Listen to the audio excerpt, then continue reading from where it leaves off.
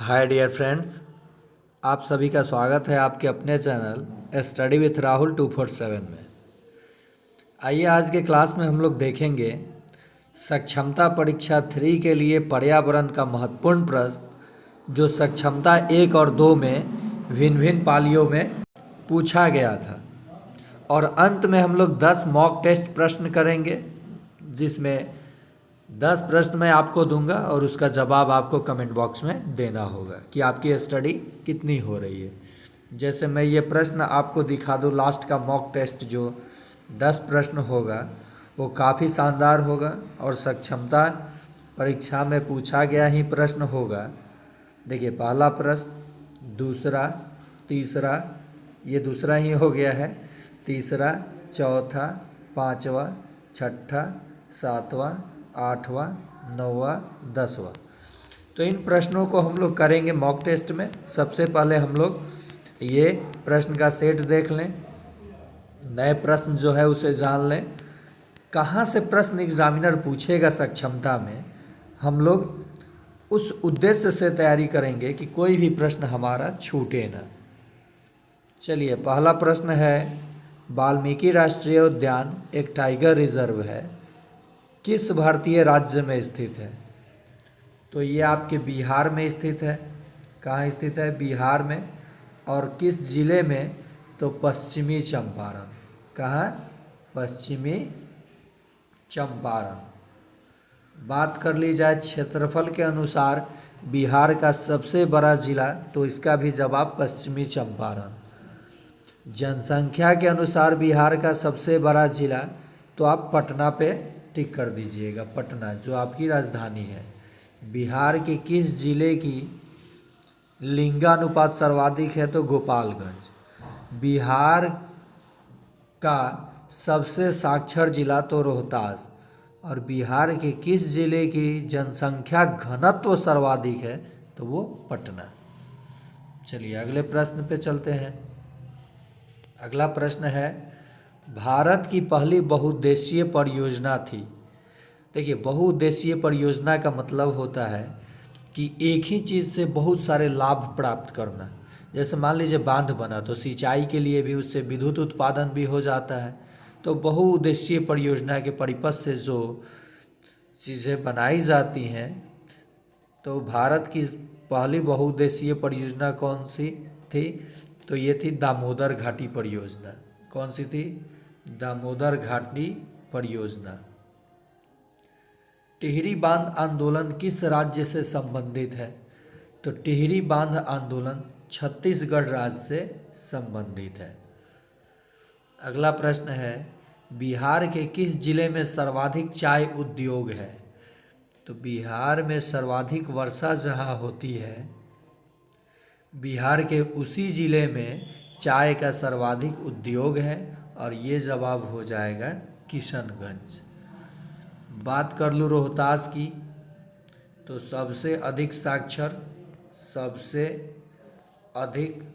साक्षर जिला, चाहे वो मेल की बात करूं या फीमेल की बात करूं। अगर पूछे कि बिहार के किस जिले की महिला साक्षरता सर्वाधिक है, तो रोहतास।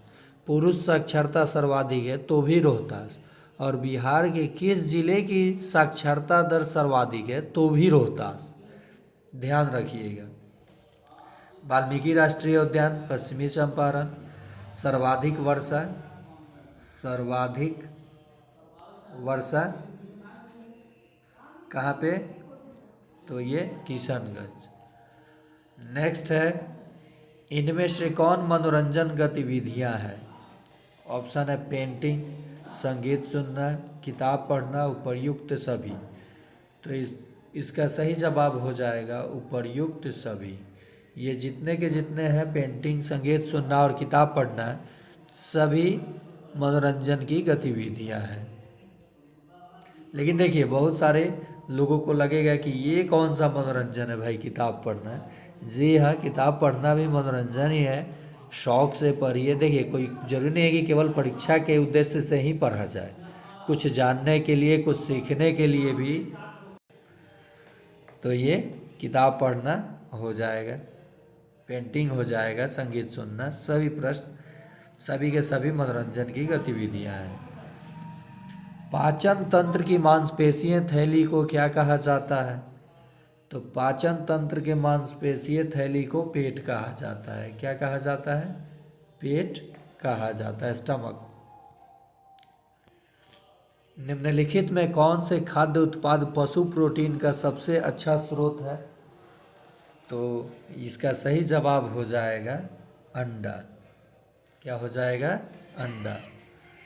प्लेग है तो प्लेग वायरल बीमारी है कि फंगल जीवाणु बीमारी या खनिज बीमारी? तो प्लेग वायरल बीमारी है। प्लेग कैसा बीमारी है? वायरल बीमारी है। अगला प्रश्न है, भूमि के टुकड़े पर पूर्व नियोजित क्रम में विभिन्न फसल उगाना डैश कहलाता है? तो ये फसल चक्र कहलाता है। क्या कहलाता है? फसल चक्र कहलाता है। अंतरिक्ष में जाने वाले प्रथम भारतीय कौन थे? तो अंतरिक्ष में जाने वाले प्रथम भारतीय कौन थे? तो ये सुनीता विलियम्स। कौन? सुनीता विलियम्स। पौधों में श्वसन मुख्य रूप से होता है पत्तियों से, जड़ों से, तना से, इनमें से कोई नहीं। तो इसका सही जवाब हो जाएगा पत्तियों से। एक पूर्ण विद्युत परिपथ को डैश विद्युत परिपथ कहा जाता है? तो इसे बंद विद्युत परिपथ कहा जाता है। आवेशों की परस्पर क्रिया कहलाती है? तो आवेशों के परस्पर क्रिया कहलाती है विद्युत विसरण, त्वरित, अर्थिंग या बिजली? तो इसका सही जवाब हो जाएगा त्वरित, थंडर। जलवाष्प जल का डैश अवस्था है? तो जलवाष्प जल का गैसीय अवस्था है और बर्फ जो होगा ये ठोस अवस्था है, और जब पानी होगा जल वो द्रव अवस्था है। तो यही एक ऐसा पदार्थ है जल, पानी, जो तीनों अवस्थाओं में पाया जाता है। माउंट एवरेस्ट पर चढ़ने वाली प्रथम भारतीय महिला कौन थी? तो ये कौन? तो ये बछेंद्री पाल। नेक्स्ट है, अंतरिक्ष में किसी वस्तु को प्रक्षेपित करने के लिए डैश का उपयोग किया जाता है? किसका उपयोग किया जाता है? रॉकेट के मदद से अंतरिक्ष में किसी वस्तु को प्रक्षेपित किया जाता है। निम्नलिखित में से किस नदी को विश्व की सबसे प्रदूषित नदी कहा जाता है? तो भारत में चाहे विश्व में सबसे प्रदूषित नदी कहा जाता है गंगा को। और नेपाल में गंगा, बांग्लादेश में, नेपाल में नहीं, बांग्लादेश में गंगा नदी को पद्मा नदी के नाम से जाना जाता है। खरगोश कहाँ रहता है? तो खरगोश बिल में रहता है। वह प्रदूषण जो आगरा के ताजमहल पर सबसे अधिक प्रभाव डालता है तो वो है जल प्रदूषण। सल्फर डाइऑक्साइड जल में, देखिए यहाँ दो जवाब में मैं कंफ्यूज कर रहा हूँ। जल प्रदूषण, वायु प्रदूषण दोनों होना चाहिए, तो यहाँ ऑप्शन ले लीजिए दोनों। ज़्यादातर ऑप्शन में क्या रहेगा? दोनों। ठीक है। नेक्स्ट है, पौधे किस प्रक्रिया द्वारा अपना भोजन बनाते हैं? अब आ गया आपका मॉक टेस्ट। क्या आ गया? मॉक टेस्ट, जो कि 10 प्रश्न मैं कराऊंगा। इसमें से आपको 10 में से देखता हूँ कितने लोग कितने प्रश्नों का सही जवाब दे पाते हैं। तो आपको इन प्रश्नों का जवाब कमेंट बॉक्स में देना होगा, 1 नंबर करके, A, B, C या D। तो चलिए, पौधे किस प्रक्रिया द्वारा अपना भोजन बनाते हैं? आपका ऑप्शन है वाष्पोत्सर्जन, प्रकाश संश्लेषण, किण्वन या पाश्चुराइजेशन। तो इसका जवाब दीजिए आप लोग, कितनी आपकी तैयारी हुई है। दूसरा प्रश्न है, पौधों का रसोई घर कहा जाता है? ऑप्शन है जड़, तना, पत्तियां या फूल। ये 2 नंबर प्रश्न है, ठीक है। यहाँ देखिए ये 2 नंबर ही प्रश्न है। फिर ये 3 नंबर प्रश्न, गेटवे ऑफ इंडिया स्थित है? आपका ऑप्शन है मुंबई, आगरा, हैदराबाद या दिल्ली। चलिए नेक्स्ट प्रश्न है 4 नंबर प्रश्न आप लोगों के लिए। देखिए, कम समय में बेहतर तैयारी के लिए ये आपका अपना चैनल स्टडी विथ राहुल 247 बिल्कुल आपके साथ खड़ा है और खड़ा रहेगा। साथ ही साथ इसके बाद जो प्लेलिस्ट है एसएससी जीडी का जो एग्ज़ाम होना है उसके लिए प्लेलिस्ट बना हुआ है। उन लोगों को मैं वीडियो देना बंद कर दिया था, तो यहाँ अब आज या कल से आप लोगों को गणित और रीजनिंग का वीडियो मिलना स्टार्ट हो जाएगा। तो मैथ्स और रीजनिंग बिल्कुल एकदम सटीक तरीके से ऑप्शन से उत्तर कैसे दिया जाएगा आप लोगों को मैं सिखाऊंगा, और रिज़ल्ट फर्स्ट अटेम्प्ट में कैसे लेना है इन चीज़ों पे भी हम ध्यान रखते हुए आप लोगों के लिए वीडियो बनाऊंगा। पिछले सारे एग्ज़ाम के प्रश्नों का निचोड़ होगा। चलिए नेक्स्ट, भारत में सर्वाधिक वन किस राज्य में स्थित है? 4 नंबर, मुंबई, मध्य प्रदेश, उत्तराखंड या मणिपुर। 5वां प्रश्न है, निम्नलिखित में से घर में खेले जाने वाला खेल है? Cricket, football, carrom, kho kho. बहुत आसान प्रश्न है, आपको जवाब देना होगा। भारत की पहली महिला प्रधानमंत्री कौन थी?